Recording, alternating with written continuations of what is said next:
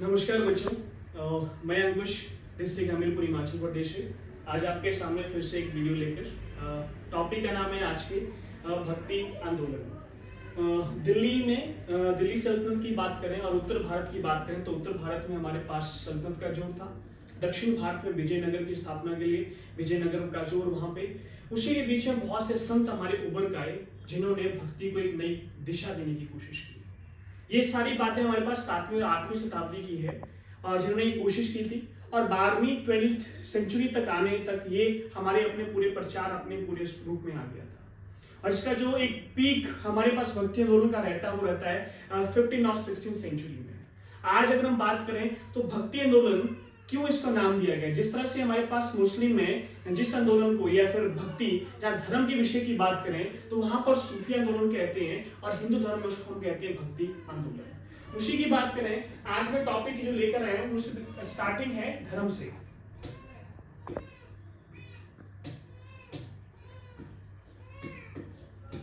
सबसे पहले बात करूंगा बच्चों की धर्म बोलते किसको है, धर्म का असली अर्थ क्या है। धारण करने योग्य जो भी चीज होगी उसे हम धर्म कहते हैं, जिसे हम निसंकोच धारण कर सकते हैं। और जो भी कार्य हमारे पास समाज के उत्थान के लिए, देश के विकास के लिए, देश के उत्थान के लिए हो उसे हम धार्मिक कार्य कहते हैं। और जो धर्म का कार्य करता है उसे हम धार्मिक कहते हैं और जो बुरे कार्य करता है या धर्म के विरुद्ध कार्य करता है उसे हम अधर्मी कहते हैं। धर्म का जो मेन उद्देश्य है वो है मोक्ष की प्राप्ति। किसकी प्राप्ति? मोक्ष, या हम इसको कह सकते हैं सत्य की प्राप्ति। अगर मैं महात्मा बुद्ध की बात करूं, जैन धर्म की बात करूं, महावीर स्वामी की बात करूं तो उन्होंने एक ही चीज सबसे इंपॉर्टेंट जानी, वो है सत्य को जान लिया। भले वो सारनाथ में था। इस बात को पहचानना कि यदि हम इस धरती पे आए हैं, यदि हमें भगवान ने अगर मनुष्य जन्म दिया है तो इस मनुष्य जन्म का औचित्य क्या है, मेन मोटो क्या है, उसी को हम लोग कहते हैं सत्य की प्राप्ति।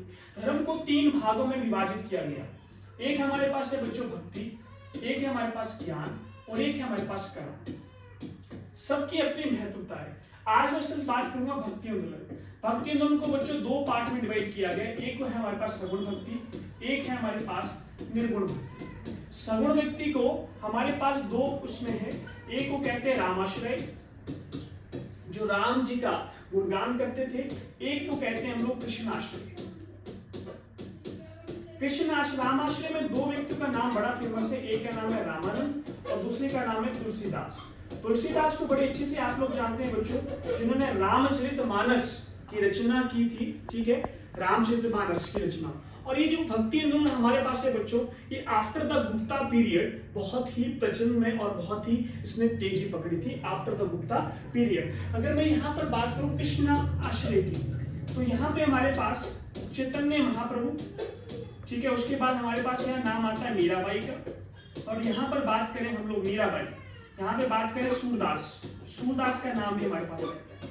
निर्गुण भक्ति बच्चों बात करें तो सबसे पहला नाम हमारे पास आता है नानक और दूसरा यहाँ बात करें तो रैदास का नाम रहता है, रैदास का। ठीक है, इन्हीं के बारे में आज हम बड़े विस्तार से पढ़ने वाले इस भक्ति आंदोलन में। और मैं फिर से आपको एक चीज बता दूं, यहाँ पे हमारे पास बल्लवाचार्य, निम्बाचार्य, शंकराचार्य, ठीक है, इस तरह से रामानुजाचार्य, बल्लवाचार्य, इनके बारे में जो भी इन्होंने सिद्धांत दिए उसके ऊपर भी एग्जाम में क्वेश्चन पक्का जरूर बनता है। इसके ऊपर भी क्वेश्चन एग्जाम में जरूर बनता है। इन्हीं के ऊपर रामानंद, तुलसीदास, चैतन्य महाप्रभु, मीराबाई की बात करें, सूरदास की बात करें, नानक की बात करें, सबके ऊपर एग्जाम में क्वेश्चन जरूर बनता है। तो आज अभी हम स्टार्ट करते हैं सबसे पहले शंकराचार्य के बारे में बात। शंकराचार्य जी का जन्म हमारे पास एक जगह पड़ती है, इसका नाम है कलाड़ी। वो जगह पड़ती है केरल में। केरल में इनका जन्म हुआ था, लिख रहा हूं यहाँ पे। और इनकी मृत्यु जो हुई थी बच्चों वो हुई थी केदारनाथ, उत्तराखंड में। केदारनाथ उत्तराखंड में इनकी मृत्यु हुई थी। इन्होंने एक सिद्धांत दिया था जो एग्जामिनेशन पॉइंट ऑफ व्यू से सिद्धांत का नाम था अद्वैतवाद। क्या नाम था बच्चों? अद्वैतवाद, जिसका मतलब है ब्रह्म ही सत्य है। जिसका मतलब है ब्रह्म ही सत्य है।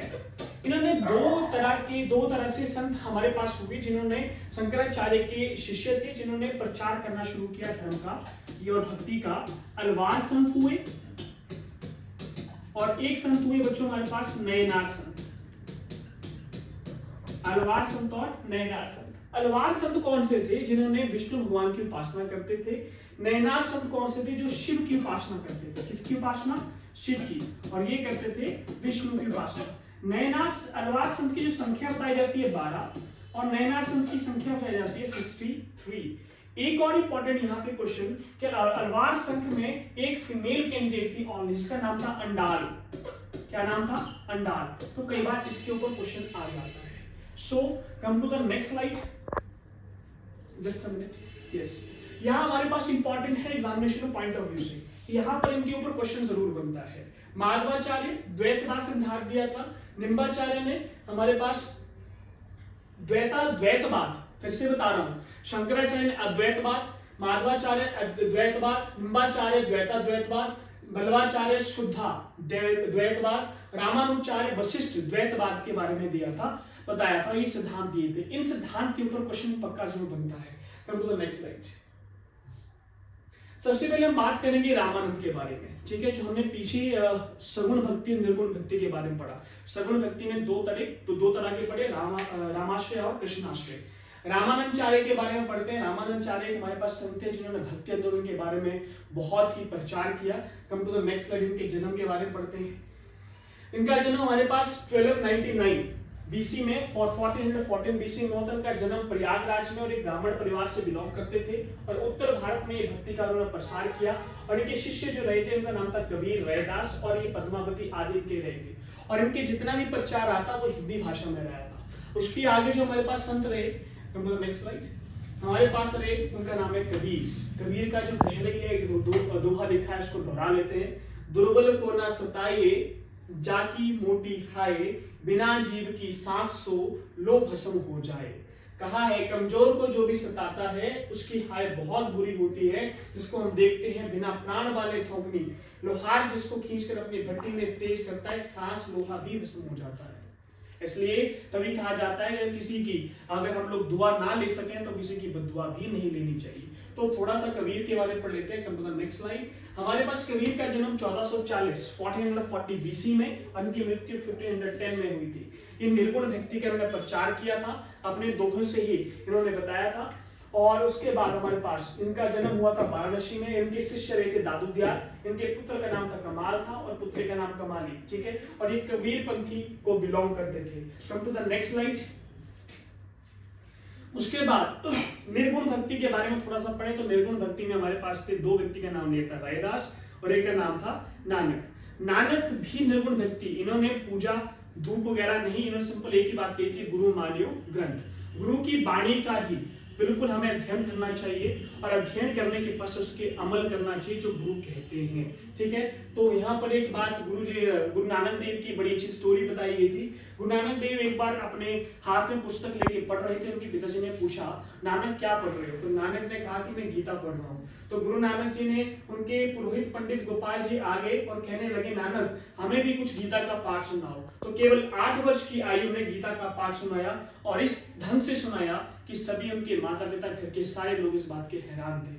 चले आगे नेक्स्ट वीडियो में गुरु नानक देव के बारे में पढ़ते हैं। गुरु नानक देव का जन्म 1469 ईस्वी में, और इनकी मृत्यु 1538 ईस्वी में हुई थी। इनका जन्म हुआ था पाकिस्तान में तलवंडी, ठीक है, और इनका जो मृत्यु हुई थी वो हुई थी करतारपुर में, ठीक है। और ये निर्गुण भक्ति को बिलोंग करते थे। अभी आप जानते हो हमारे तीसरी बार जो प्रधानमंत्री बनी, उन्होंने ही पाकिस्तान में ये रास्ता खोला अपने सिख भाइयों के लिए कि वो वहां पर जा सके। आगे चलते हैं, नेक्स्ट स्लाइड। आगे हम पढ़ने वाले बच्चों चैतन्य महाप्रभु के बारे में, कृष्ण आश्रय के बारे में, जिन्होंने कृष्ण भक्ति का प्रचार किया। और चैतन्य महाप्रभु ने कीर्तन कर करके, गीत गा गा के, हरे रामा रामा रामा हरे हरे, हरे कृष्णा कृष्ण कृष्ण हरे हरे, इस तरह से ही कृष्ण भक्ति का प्रचार किया और लोगों के अंदर भक्ति का जो वो बीज है वो उत्पन्न किया। इनके बारे में थोड़ा सा पढ़ते हैं। Next slide. चैतन्य महाप्रभु का जन्म 1486 ईस्वी में हुआ था, बीसी में हुआ था, और इनकी मृत्यु 1533 में। इनका जन्म नादिया और इनकी मृत्यु हुई थी पुरी में, और ये कृष्ण भक्ति को बिलोंग करते थे। Come to the next slide. हमारे पास आगे जो पिक्चर देख रहे हैं, आप पिक्चर से देख कर पता लगा सकते हैं मैं किसके बारे में बात करने वाला हूँ। और मैं बात करने वाला हूँ मीराबाई के बारे में। मीराबाई की चर्चा आपने बहुत सुनी, ठीक है। एक दर्शन की प्यासी थी और एक किसकी, प्रेम की प्यासी थी। तो मीराबाई के बारे में बात करते हैं, आगे चलते हैं अगली स्लाइड में। मीराबाई का जन्म 1498 ईस्वी में हुआ था। इनके पिता का नाम राजा रतन सिंह था। राजा रतन सिंह की पुत्री थी। इनकी मृत्यु 1546 ईस्वी में हुई थी। इनकी शादी राणा सांगा के परिवार में इनका विवाह हुआ, ठीक है। और जो उदयपुर के राजा भोजराज से खानबा, ठीक है, उसके और इनकी मृत्यु द्वारिका में हुई थी, ठीक है। इनके गुरु रैदास थे और इनकी जो तुलना की जाती है वो सूफी संत से तुलना की जाए, रबिया से इनकी तुलना की जाती है। चले हम आगे नेक्स्ट स्लाइड में। आज अभी जो मैं आपको बता रहा हूँ केवल हल्का सा और एक जल्दी से क्विक रिकैप करके कि जो हम लोग के पीछे अलग अपनी और वीडियोस में पढ़ेंगे इसके बारे में और डीपली। ये जो पिक्चर सामने देख रहे हैं हमारे तुलसीदास जी जो रामचरितमानस का लेखन कर रहे हैं, लिख रहे हैं, ठीक है। और आपको बता दूं रामचरितमानस को अवधी भाषा में लिखा गया था। आगे चले नेक्स्ट स्लाइड में तुलसीदास को थोड़ा सा पढ़ते हैं। तुलसीदास का जन्म राजापुर यूपी में हुआ था। इनका जन्म 1532 ईस्वी में हुआ था और 1623 में इनका मृत्यु हो गई थी। और जो रामचरितमानस की रचना लिखी गई वो लिखी गई थी 1575 ईस्वी में। चले हम आगे अगली स्लाइड के ऊपर। आगे जो हम पढ़ रहे हैं रायदास के बारे में, ठीक है।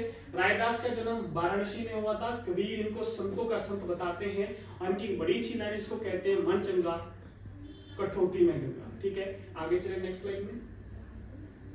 ये इनके कुछ पद हैं, ठीक है बच्चों। अगली वीडियोस में आपको जरूर बताऊंगा कि किस तरह से भक्ति आंदोलन के बारे में और डीपली बात करें। जितने भी संतों का मैंने नाम लिया और डीपली मैं कोशिश करूंगा, आपके जितने लाइक मेरे को मिलते रहेंगे मैं और कोशिश करूंगा कि अलग अलग एक वीडियो एक संत पे बनाऊं। Thanks a lot. वीडियो को लाइक शेयर और सब्सक्राइब जरूर करें कि मैं और वीडियोस के ऊपर बनाता रहूं।